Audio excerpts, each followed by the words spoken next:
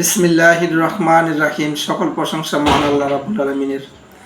কাছে কিংবা দূরে, দেশে কিংবা প্রবাসে, যে যেখান থেকে আমাদের ভিডিও দেখেছেন সকলের প্রতি সালাম। আসসালামু আলাইকুম ওয়া রাহমাতুল্লাহি ওয়া বারাকাতুহু।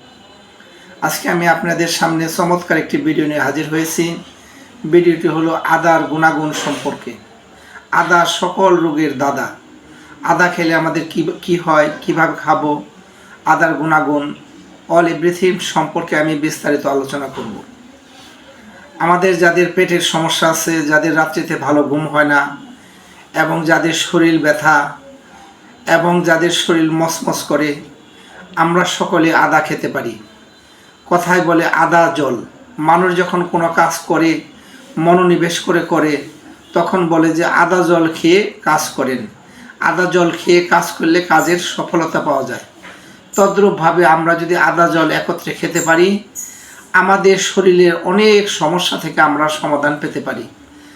আজ থেকে বহু বছর আগে আয়ুর্বেদিক চিকিৎসক বিভিন্ন বিষয় নিয়ে এরা পর্যালোচনা করেছেন, বিভিন্ন গাছ নিয়ে পর্যালোচনা করেছেন, গাছের শিকড় নিয়ে পর্যালোচনা করেছেন, বিভিন্ন জিনিস নিয়ে বিস্তারিতভাবে আলোচনা করেছেন।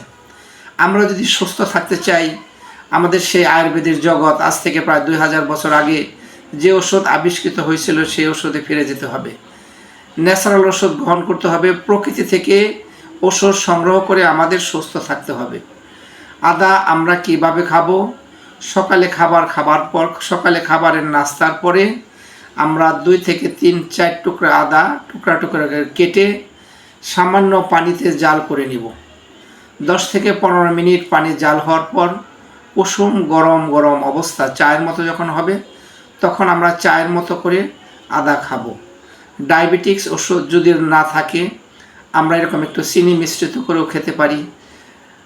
আমরা সপ্তাহে 4 থেকে 5 দিন এরকমভাবে আদা জল যদি আমরা খেতে পারি, আমাদের শরীরের সমস্ত ব্যথা দূর হয়ে যাবে, আমাদের শরীরের গ্যাস দূর হয়ে যাবে, চুলকানি দূর হয়ে যাবে, পায়খানা পরিষ্কার হবে, শরীরের ফিটনেস ফিরে আসবে।